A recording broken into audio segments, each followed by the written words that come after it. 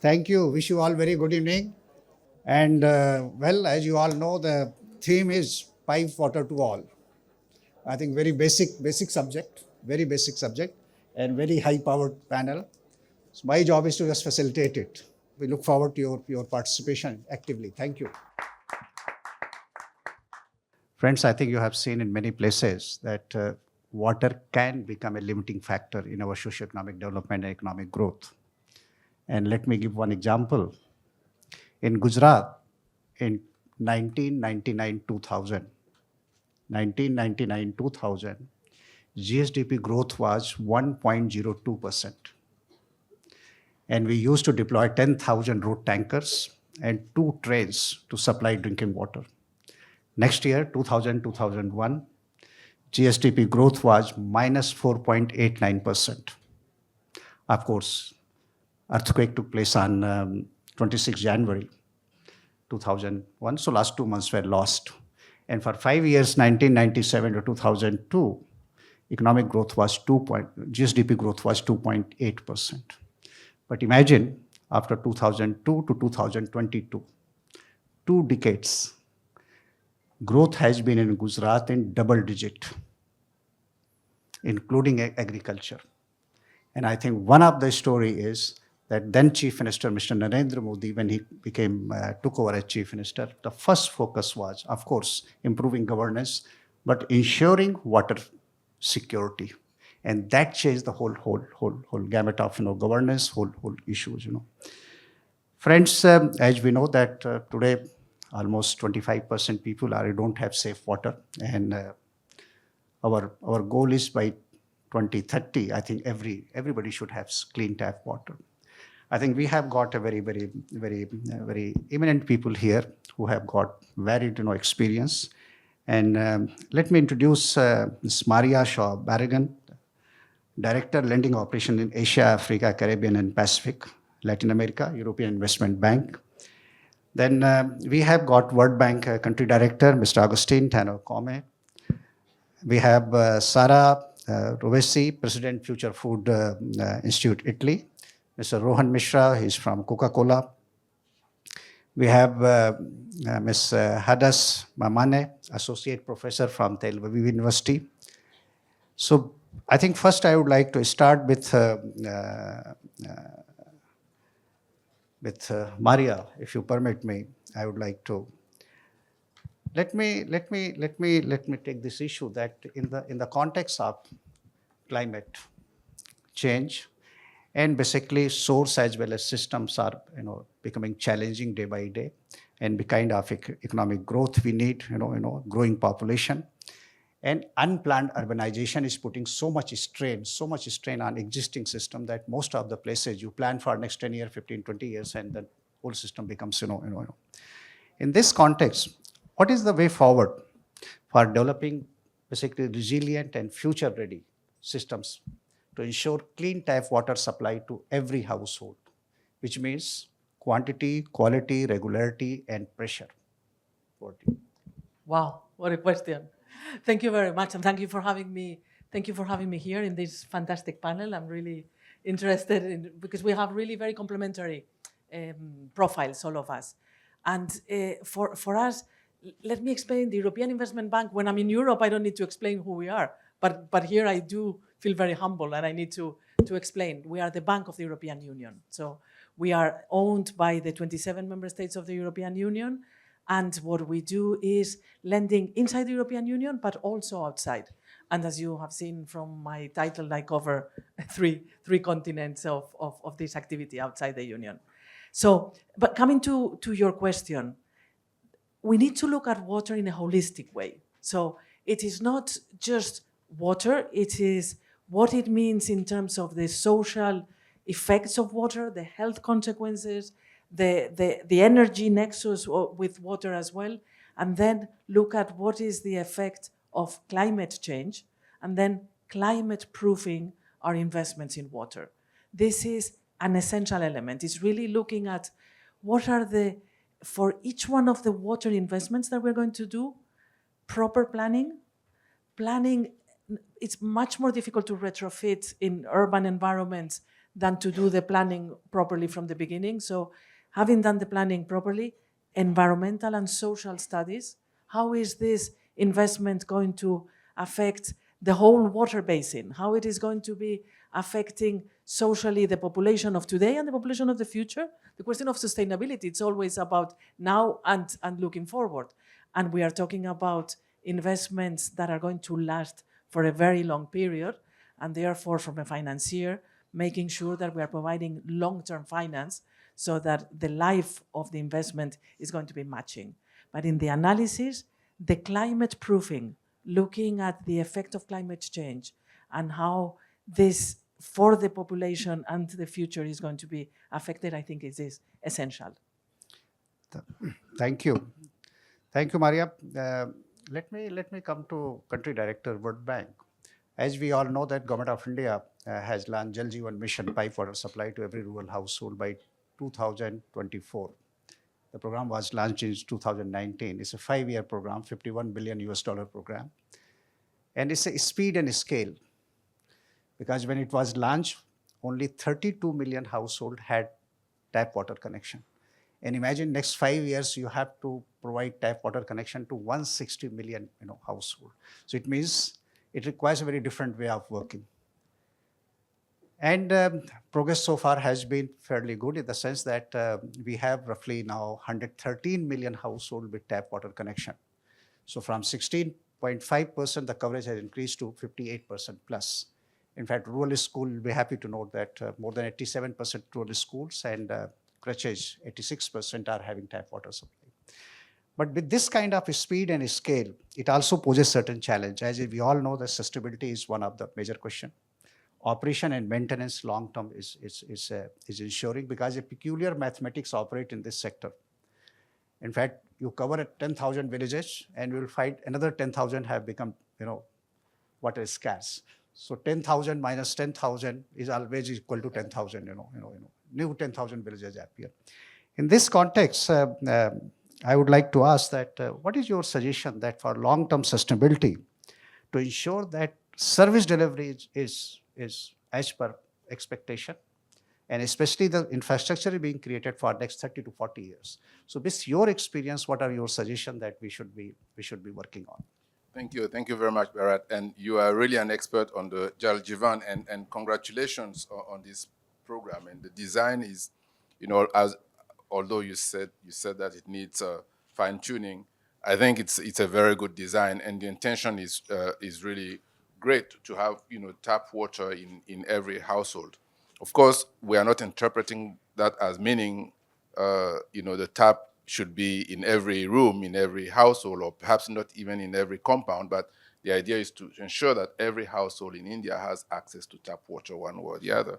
So it's really a program on which the government of India should be congratulated. Let me come back a bit to the challenge that we're facing today. As we heard in the video, India is water stressed, with 18% of the world population and only 4% of freshwater resources. Water resources have to be managed well if it's going to reach every household. In fact, since 1970, the availability of water per capita in India has been reduced by half. So with population growth and urbanization and industries growing, clearly at this pace, perhaps the available fresh water untreated will be even less. So going forward, we should not rely only on what nature provides directly. We should also help nature to make more water available to us. So as we work toward Jal Jeevan to bring tap water into every household, we also need to work on the supply side of the water. And this means going to fetch water where traditionally we don't go. It means treating water that we've used in the past and recycling it and putting it back in the waterbed or in the rivers so that the supply of water is increased. It also means working on the institutional side so that the institutions that are supporting the water sector work together in an integrative fashion rather than in a stovepipe fashion. It means putting as much emphasis on infrastructure, which we're doing now, as we should on institutions and on financing models. The financing model has to be there. Right now, if you were to bring tap water in every household in a context where water is highly subsidized and water utilities are not collecting, you won't sustain the 24/7 water. The tap will be there, but the water will not be flowing. So the financing model is very important. Bringing in private sector through PPPs so that the private sector can finance part of it, whilst the government is financing some, is also very important. It's also very important to work on behaviors. Behavioral change is, we know we're all aware of the lifestyle for the environment. There is a water component to it, which is very important. If the water is there 24 hours and in the household, it doesn't mean that we should leave the tap on all the time. It doesn't even mean that we should use more water than before when we didn't have much. Perhaps it means being more efficient in the use of water. And finally, it is very important that the communities also work together to exert pressure, peer pressure, social pressure, but also to support each other in providing information and sharing information. I will stop here, but perhaps at some point I'll come back and talk a bit about what the World Bank is doing specifically. Thank you. Thank you so much. Friends, as many of you know it, in India, when we export 1 kg of rice, essentially we are exporting, as per my understanding, roughly 1,800 liters of water. When sorry to give a very bad example, when we go to toilet and flush, in 24 hours you might be 300 to 400 gram of fecal matter. But this 300 or 400 gram of fecal matter is transported by using 100 plus liter of water. So you can see that the kind of wastage, inefficient technologies are being used. The sewerage system, in my opinion, it was developed in large scale in 1908 in Hamburg. And in the last 100 plus years, there is no improvement. The same technology. By gravity, you are transporting basically your fecal matter. Whereas in aircraft, in many trains, your fecal matter is get collected by 100 ml or so. So it means there is a scope for saving water, new technologies, and of course, food production is required. Take case of India in 1947 or 51. We were 360 million people. Today we are 1.4 billion people. So our food demand, not only India, for whole world is increasing. In this context, let me have Sarah Rovesi here, President Future World Food Institute. Well, I would like to ask you, what are the way forward? How to save water? Which are the areas where basically we can save water, we can have efficient technologies while meeting the demand for society, but end of the day, it's bringing more efficiency. I have the solution. It's not true. Please. So thank you so much for inviting us and overall for inviting us during a dinner, because sharing a thoughtful conversation during a convivium is always sparking positive things. And so I'm very glad to share this moment with all of you. So my organization started 10 years ago, before probably the global awareness about the strict connection between food and climate was so high like now. 2015 was probably the big year in which everyone started changing its mindset. But let's say, for us, was very, very crucial to start to connect the dots. We are an ecosystem, so we work with education, we work with startuppers, we run acceleration programs, we run living labs in different parts of the world. And what we have seen also is that we need to start to approach the topic of climate change, ecology, sustainability in a different way. In an holistic way, yes. Together, yes. But we say in an integral way. So touching all the different areas of integral ecology, from the political perspective, the economical perspective, the environmental one, the cultural one that is crucial, but of course also the human and the social one. So what we have seen running living labs, working with students, working with startuppers, working with farmers, chefs, policymakers, is that basically there are 3 areas of actions. The first one, for sure, can be farming. You stated that. We know that agriculture is counting probably for the 70% of the global consumption of water. And we know also that smart farming technologies now can basically save the 90% of this 71. So it's a big number of gallons of water that we can save if we are going to accelerate the digital transition everywhere. Also, Tony Blair today was stating that this is going to be the solution to bridge the gap. And so, for sure, technology can help. But also adopting different kind of farming, because through regenerative farming, for sure, we can save a lot of water, because this soil has a carbon capturing capacity that is much higher, but also water capturing capacity that is much higher.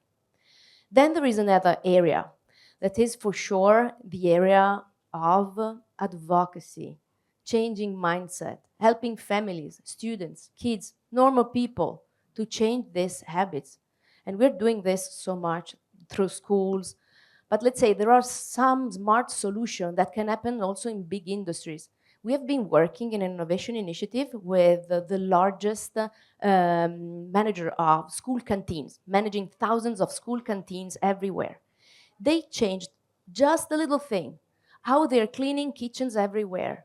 And they discover that cleaning kitchen, how you are cleaning a surgery room in the hospital. So using little towels and not water, they were saving like one Olympic stadium, Olympic pool every month for each canteen. So it's such a tiny thing, but they are probably creating a value out of a dormant resource. And through innovation, you can do that. And so the other thing is how we can design new models and new policy mix for marginal areas. We are running living labs in marginal areas, and we are seeing that there are tons of minor water sources that are not at all managed. So there are dormant resources everywhere. And we can basically accelerate this transition only if we are going to accelerate the approach to SDG 17, because it needs to be done together. It's a multi-generational issue, it's a multicultural issue, it involves everyone in the society. But overall, I think that needs to be done now, because we don't have time. So we need to accelerate the opportunity to connect different sectors and work together as much as we can. Thank you. Thank you, Sarab. As we all know, almost 70% water is used in agriculture. It means bringing efficiency in agriculture, whether it's a micro irrigation or basically crop pattern. I mean, that is going to save huge water. And in India, we have seen in one state, again, I will give example of Gujarat, 20% irrigated area has been brought under micro irrigation. And I think that brought huge change in basically overall availability for industry and domestic and other sectors, It is true that because of anthropological region and environmental region, new dams or new reservoirs you can't construct, almost becoming next to impossible, basically. So it means existing infrastructure has to be strengthened, storage capacity has to be increased, and underground aquifers are basically holds the key for achieving water security. In this context, let me go to Mr. Rohan Mishra from Coca-Cola India.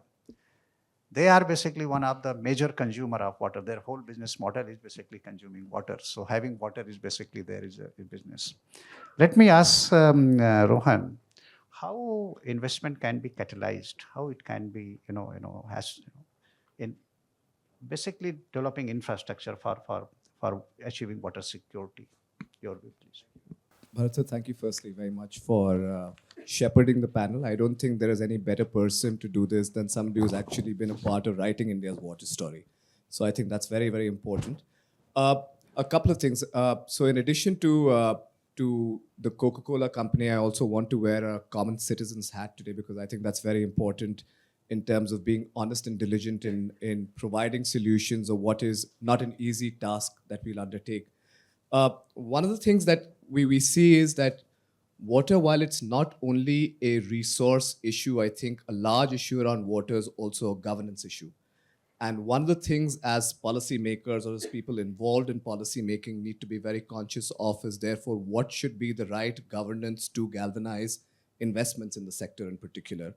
Now, one of the things that we talk about is what is the kind of new investments that can be brought in to be able to create growth or preserve water. But one of the important things that we should also look at is what can we do to re-energize the older investments or make the older investments more scalable, more sustainable, more efficient. And I think that is something that we should look in terms of monetizing assets as they exist on ground presently was one thing I think which is extremely critical. The other one, and you alluded to it, Bharat sir, is that technology today, and while India rides the digital wave, I think technology adoption becomes absolutely critical, whether it is through hydro maps, whether it's through sensor-based IoT devices, whether it's to look at AI-based technologies. And while we are looking at a tech convergence or we're looking at India's tech decade today, I think effective adoption of technology enabled and embedded in our water strategy becomes absolutely critical to be able to create resources and create optimizations for the future. So I think technology will play a huge role, and I think that would be an area which would help attract the right kind of investments in the sector as well. Just a little statistic, and this was something as I was reading through was very appalling, was that if you look at what the potential of non-effective water management could do, it has the potential of eroding nearly up to 6% GDP in countries by 2050, which is a staggering stat for especially countries which are on the development curve or which are looking to develop effectively over the years. So I think that's something that we should be aware of in terms of the developmental or the economic losses that countries might face as water crisis. The other thing that we also look at, and it's similar to the farming sector, is that more often than not, you see small holdings in terms of water conservation. It's the same case in terms of our farmlands, which in India typically are small-sized farmlands. One of the areas to also look at is how do you aggregate the whole issue to be able to look at the problem as a whole rather than to look at the problem in bits and pieces, because then you will be able to bring in tools which I think are very effective, like blended finance, for example. And I think blended finance becomes exceptionally important in a space like water, because what you're essentially doing is you're using development finance, which is more targeted towards the SDGs. And I think that creates certain opportunities, or that creates certain virtuosity, really, when you come to deal with subjects like water. The other thing that I think as a global community, and I think there is no better headline to capture this for India, because I think India indeed is the lighthouse in the tempest when it comes to water conservation. And we've seen a complete transformation of the water story in India, as it were. And one of the things to look at as we talk about climate tech and climate adoption is really 1/3 of that money should effectively go towards water as one of the major climate issues, because at the end of the day, water isn't a standalone issue. Water is a composite issue, but it's also an intersectoral issue. So I think some of these things and some of these policy measures put together are probably the ways to look at in terms of attracting the right kind of financing, which I think is a mixture of public and private participation together with the right governance model as an overlay. Thank you, Rohan. Let me move from quantity to quality. As we all know, that quality is most critical when we are basically want health. And as we know that waterborne diseases, the kind of consequences it has on human life, and in fact, in 2014, let me narrate one small incidents actually. In 2014, when present Prime Minister Mr. Narendra Modi, he was to deliver his first Independence Day address to the country, and this issue he highlighted in that time, that in a country like India, if you are having hardly 15 to 20 rainy days, it means you have to collect water, store it, and then use it whole year. And until and unless you don't make your country open defecation free, it is next to impossible to ensure water security. And that's how he announced, people like us, we are pressing very hard that we should have pipe water to every household. He said no. First, we have to make country open defecation free, and that's how on 15th August 2014, Swachh Bharat Mission was launched to make India quantification free. And once that was achieved in 2019, then only Jal Jeevan Mission was launched. And as you few of you might be seen that Professor Michael Kramer from University of Chicago, last year he carried out one study that with 50% coverage with pipe water supply, with proper chlorination, India has already started saving minimum 136,000 infants from short death. Our IMR is going down just one region that you are able to supply clean tap water. But as we know that in a vast country like ours, it is a huge challenge to ensure that clean tap water is supplied to everybody. I think I take this opportunity to ask Professor Hinders, what is the way forward in your opinion? How to ensure that clean tap water, quantity is fine, but how to ensure that people get clean tap water so that people can drink directly from tap, rather than installing a machine, some kind of RO or filter or UV, and depending on all this thing. What is the way forward in your opinion? So thank you very much. First, if we look at SDG 6, it calls for safe and affordable water. So what does it mean, safe water? When we think about water, usually we think about the quantity of the water or the availability of the water. However, we as humans are very limited in the water that we can actually drink that is considered safe. In studies that we did looking at rural areas, for example, even in cases where they had RO filters and that the water at the filter was safe, at the household level, the water was recontaminated with microbial contamination, which shows that actually it's very easy to contaminate water. Now, looking at all the issues of the climate change and the challenges that we face, when we have less water, usually the water that we have is less clean. And in addition to that, when we think about floods or droughts, and we think what happens post-floods, most of the relief work does not actually look at the water quality. However, post-floods, most of the water sources are contaminated with microbial contamination. In addition to that, there is almost no infiltration of the water into the groundwater resources. We have a lot of surface runoff. The water that has a very low oxygen content actually results in dissolution of metals to the water, and therefore we have a high iron content. We have higher fluoride content in the water, higher arsenic content in the water. And all these issues actually result in health implications that are either immediate or in the long term. In addition to that, we have pharmaceutical contamination, drugs. We're overusing antibiotics, so we have also contamination with antibiotic-resistant genes, antibiotic-resistant bacteria, and viruses in the water. We have issues of sewage contamination. In most of the cases, I don't know if you know, however, 80% of the sewage worldwide is not actually treated and reused. So therefore, sewage is not considered in most of the cases a water source, which it should be, because first, treating the sewage also reduces the contamination of the water. And in addition to that, it can serve as a water supply, especially in areas of either droughts or in cases where electricity is not provided all around all the time. So for example, farmers, they have to deal with the issue of not having electricity, and water and electricity are interconnected. So then the sewage, which is a constant source. So just remember, we generate sewage year-round, every day, all the time, and it's a constant source. Where drought is actually, we don't have this water supplied. So if we can collect this water as a source, also looking at marginal water, saline water. So water is a word, only one word, but actually it has so many faces, and I think that that maybe I'll just end with, water is data starved. which means we have no idea what happens with the water.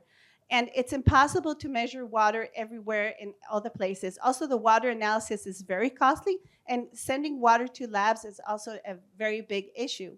So in most of the places, no one knows what happens to the water. Water is sometimes analyzed once a year, or even not analyzed at all. So how can we actually make a change if we don't have the numbers, if we don't have the data, if we don't know which water we have and what is its quality? So looking, maybe I'd like to end is that we have an opportunity with using machine learning and AI to now cast the concentration of contaminants in the water, and we can use all these technologies actually to bridge between the cost of the water monitoring to what's actually happening in the water. Thank you. Most of us, we have seen that supplier, at least in India or anywhere, whether it's a municipal body or public housing department, when they supply tap water, in pipe water, they claim that it is a potable, clean. But none of us basically believe in that claim because of a number of reasons.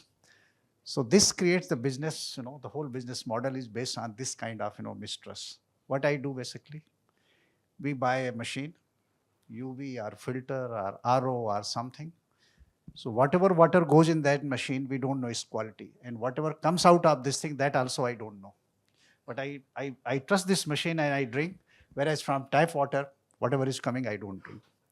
To solve this problem under Jal Jeevan Mission, we are installing, sensor-based IoT devices in every water supply with roughly 10 to 12 sensor different type, TDS, pH, chlorine, this thing. And data is captured automatically and transferred, basically. So that is the way forward where we are doing. And secondarily, we are training 5 women in every village and giving them basically domestic water quality testing devices with Bluetooth and SIM, and just test the water and just upload the data. So I think one side is monitoring by public housing department or water boards, and on second hand, surveillance by local community. But this is one part of the story, and technology is coming. But let's say demand side actually. Everybody today is talking about green fuel and this kind of thing. And I'm also hearing since last couple of years that next big thing is hydrogen. And my understanding is that this hydrogen, if this is going to have a huge, stake, huge demand on water. So I think I'll ask Maria, because we are running short of time. So in a very short, tell me that if you need, as I was told, that 10 kg water to have 1 kg of hydrogen, how we are going to meet this kind of demand? What is the way forward? Okay, let's get one fact clear. Hydrogen is an energy carrier, and it is one that, Jules Verne was already thinking it would be the perfect source of energy, or, energy carrier in this sense. And we need, if we are to achieve the Paris Accord objectives, and we need to, because otherwise us or the next generation are going to be fried, we do need to go beyond renewable energy in the energy sector, and we need to decarbonize our economies. And green hydrogen is, with information we have today, the solution. So we do need green hydrogen. But of course, to produce green hydrogen, what you need is a huge, massive amount of renewable energy, and you need fresh water. So it is going to create an additional stress on all the topics that we have been discussing. But also, when you use the green hydrogen, you're going to produce water. You're just going to produce it probably somewhere else, not where you took the water. But that's also why all of us that are involved in the green hydrogen industry, we have a responsibility to make sure that wherever we are taking that water, we are taking into consideration the wider environmental, and I liked how you put it, in an integrated manner, not even holistic, integrated. That whole environmental aspect. Many of the projects in green hydrogen are in desert areas. That's at least what we are seeing in many parts of Africa, because that's precisely where you have lots of land, which is what you need, and lots of sun and lots of wind.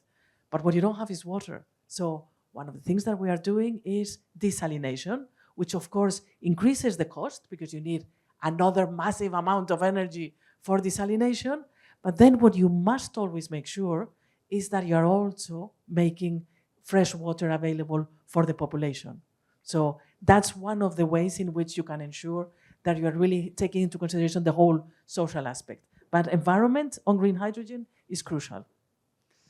Sarah, in the same context, tell me in very short, what are the new technologies we are thinking about, for saving water, for more efficient use of water to meet the demand? So it's tough to follow the pace of evolution in technology because technology goes very fast. So there are tons of technology. Agriculture 4.0 every single day is delivering sensors, forecasting methodologies, and whatever. But let's say, first of all, I want to say something to her. I haven't invented in the integral ecological approach, but basically it's been Pope Francis that inside the Laudato Si book was talking about that. And I thought that was pretty smart. And Carlo Petrini from Slow Food, he said, yes, probably we need to approach ecology in this integral way. And I think that technology can be developed better if we're changing the design approach that need to be focused in the prosperity design. So not just the human-centered innovation-driven solution, but human plus earth-centered, life-centered. And we need to implement decentralized governance because this is going to be the solution if we need to tackle those issues in marginal areas. So I think that technology has been for many decades like a religion. We have been looking to innovation just thinking about technologies, but innovation needs to happen also at social level and in the structures, in models, in approaches. Thank you. Well, friends, as we know that Government of India has accorded highest priority to achieve water security, because as we know that a vision for 2047, when India will be completing 100 years of independence, it has been given. And under that vision, basically is that quality of life as well as per capita income has to be, And we talk about quality of life as well as per capita income, as we understand that the lowest hanging fruit we have is basically making, women, provide them all facilities so that they can utilize their time on some productive economic activities. And clean tap water in their household is one of the, like cooking gas, clean tap water, electricity, toilet. So this way, today, roughly 19% women in India are basically in workforce. And imagine if we are able to, increase their participation, I think Indian economy, it can grow much, much faster. In this context, I think let me ask country director, World Bank, that what kind of interventions you suggest to ensure that we are having clean tap water supply to every home, so that women are able to participate in more economic activities and per capita income as well as family income can go up. Thank you, Brad, for this question. Maybe this gives me a chance to share with you what we're doing in the water sector at the World Bank. We have more than 10 projects just in the water sector out of a portfolio of close to 100 projects. That's a 10% of our financing, and this is not enough. We used to do a lot more in the water sector in India. We're doing less because we're putting a bit less emphasis on infrastructure, but we're going to scale up. Our programs are aligned with the government programs. The Clean Ganga program is something that we're supporting. We have now a third project to do that, and it is part of how to ensure that we have clean water in our homes. India has water resources. It's just that, as we heard earlier, some of them are polluted. So the Clean Ganga project is really helping clean one of the most important assets that India has, to provide more water in the homes, but also to provide clean water for other uses, such as cultural uses, for example. Another thing we're doing is to support the government in knowing what the resources are, what the water resources are. We heard earlier, it's important to know what you have. So we have something that is called the National Hydrology Program. It provides data and information on the quality of water and the availability of water across the country. We do have projects also in various states. In fact, unlike some other sectors, our portfolio in water is mostly state and city oriented. So in various cities, from Chennai to other cities in Kerala and in West Bengal and in other places, we're working directly with water utilities in communities, both urban and rural areas, to ensure that they have clean water for the households. And another thing we're doing is to strengthen institutions, as I mentioned earlier. We also strengthen financial models. We have mechanisms to ensure that when reforms have happened, they're sustainable because they can be financed over the long term. Now, touching upon the link between water and female labor force participation, I'm glad you mentioned it, because our studies show that when you don't have enough water, when you don't have a tap in your home, it is the women and the young people who pay the highest price because they have to go and fetch water. And among the young people, it is the girls who pay an even higher price because they have to go with the mother to fetch the water. And this means that they cannot spend enough time studying. It means women cannot work outside the household. And then they suffer the burden of diseases also, which are caused by water that may not be clean, as you alluded to earlier. So clean water really will be an important element of ensuring that women have enough time on their hands to study and go and work or go and invest outside the household. So it's very important, and our dream is a world where in India, women, at least 50%, at least female labor force participation reaches at least 50%, and then catches up with the level where it is now for men, which, by the way, is not even very, very high. So, both for men and women need to participate more in the labor force, but mostly for women. Thanks. Thank you, Agustin. Let me give two figures basically. It might be very interesting actually. In India, per capita fresh water availability in 1951 was roughly 5,100 cubic meter. And today it has come down to roughly 1,450 cubic meter. And there are many areas, in fact, 256 districts out of 734 districts where it is like 1,000 or 1,100 below, water is scarce. The second figure is that India became independent in 1947. And it took 60 years to become $1 trillion economy. In 2007, India became $1 trillion economy. But next 1 trillion was added in 7 years. In 2014, India became $2 trillion economy. And next $1 trillion was added only in 5 years. In 2019, India became $3 trillion economy. And you must have heard our Prime Minister set a goal that by 2025, we should be a $5 trillion economy.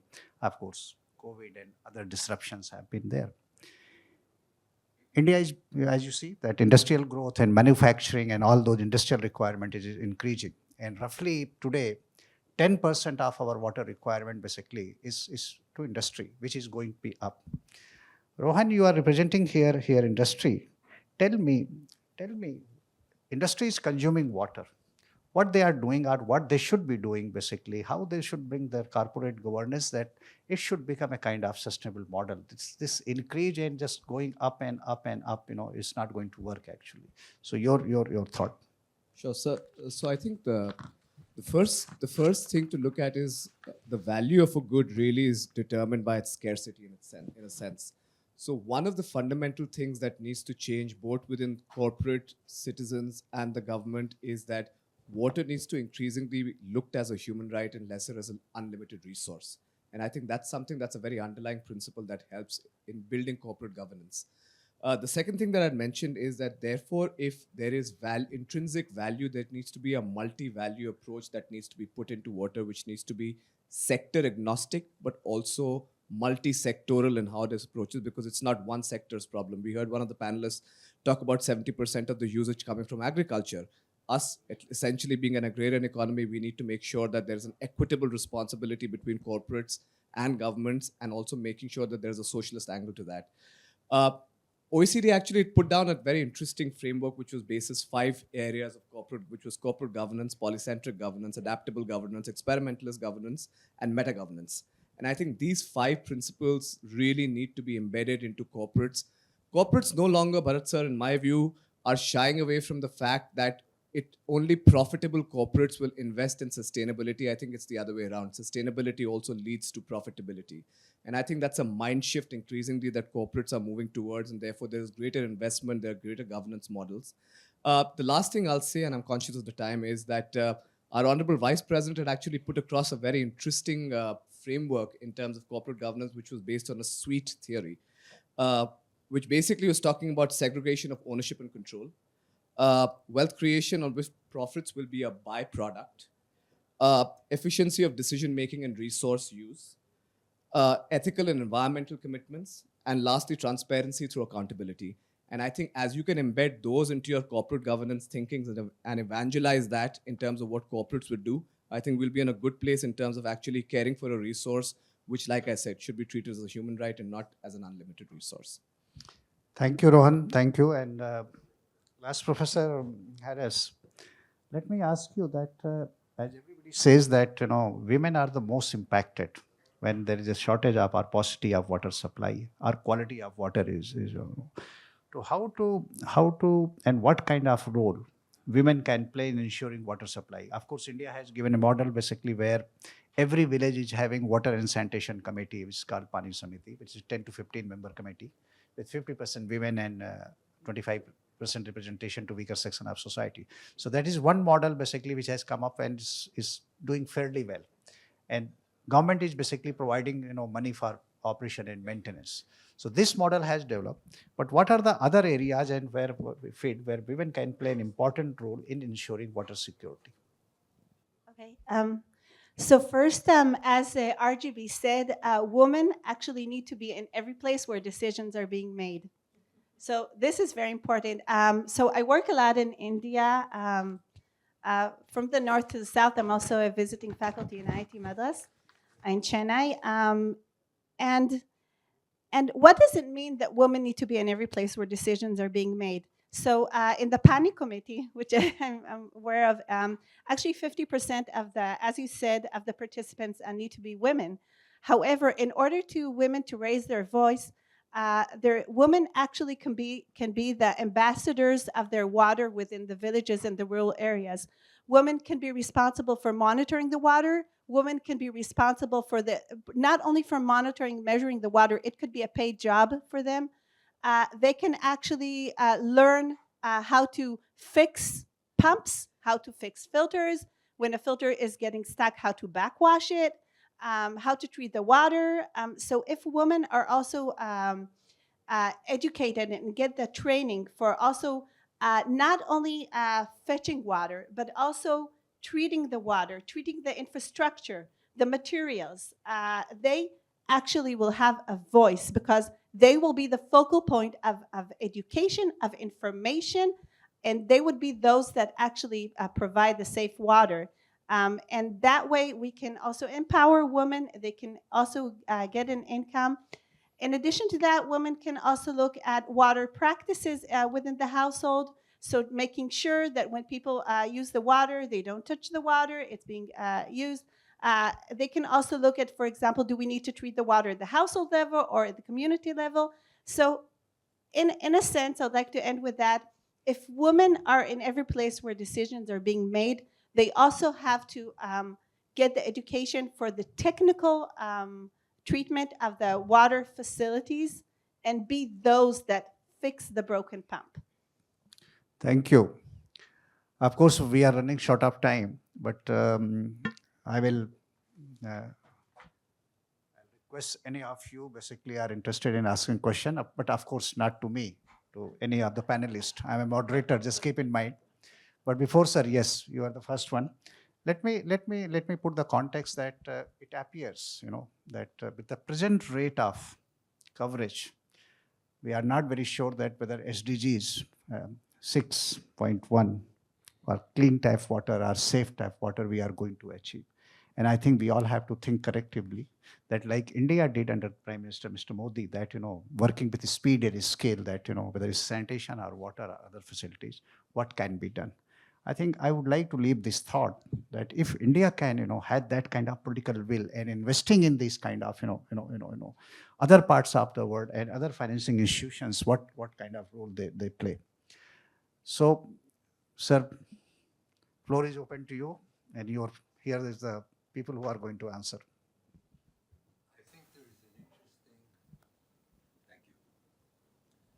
There is an interesting perspective that we can learn about water, both in terms of why it is so critical to deal with it and what can be done about it.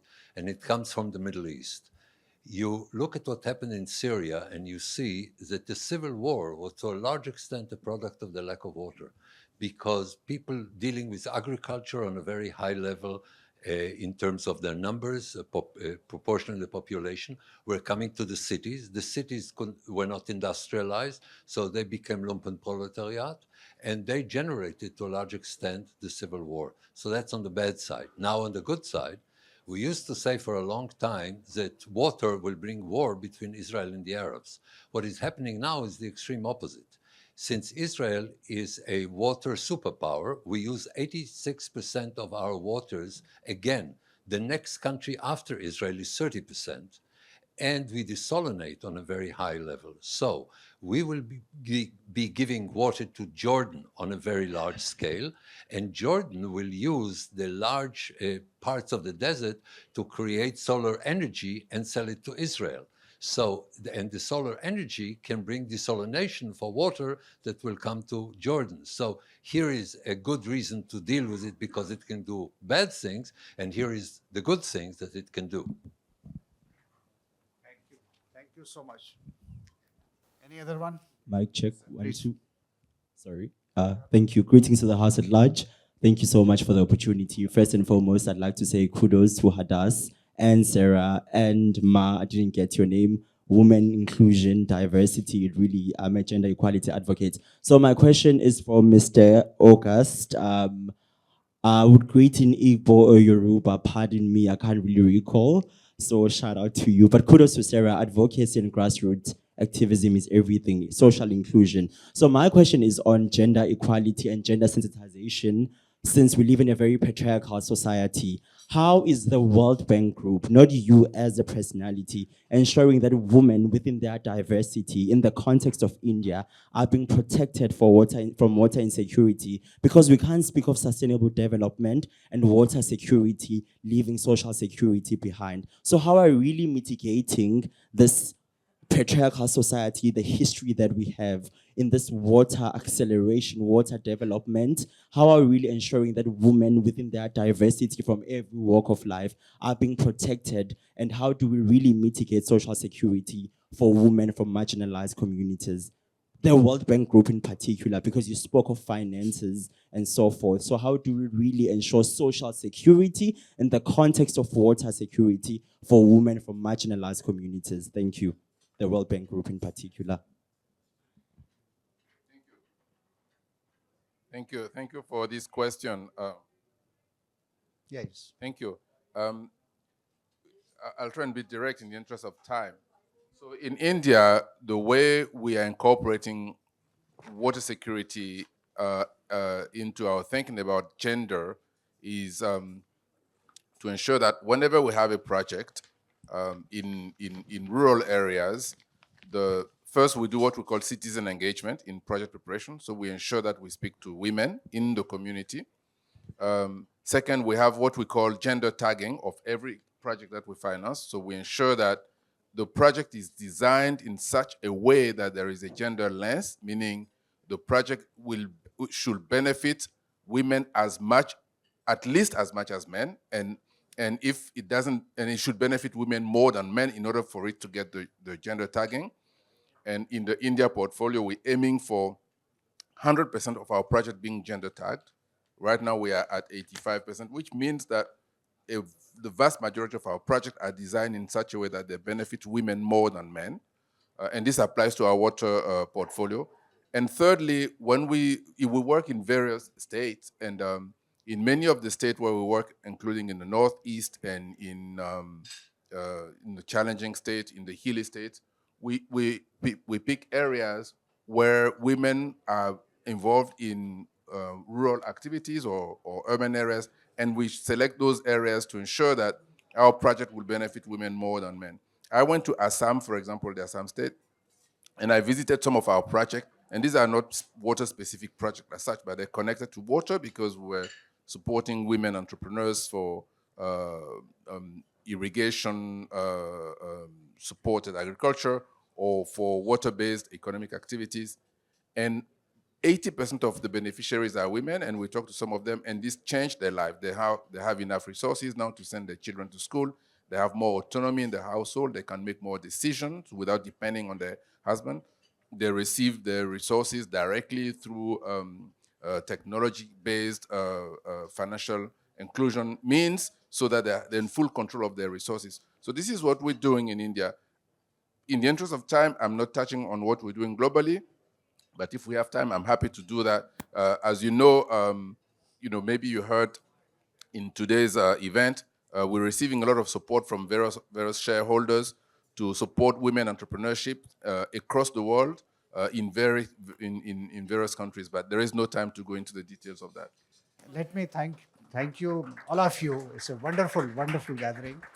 And to each one of you, really from my side and from Agnes' side, I think thank you very much. Have a wonderful evening.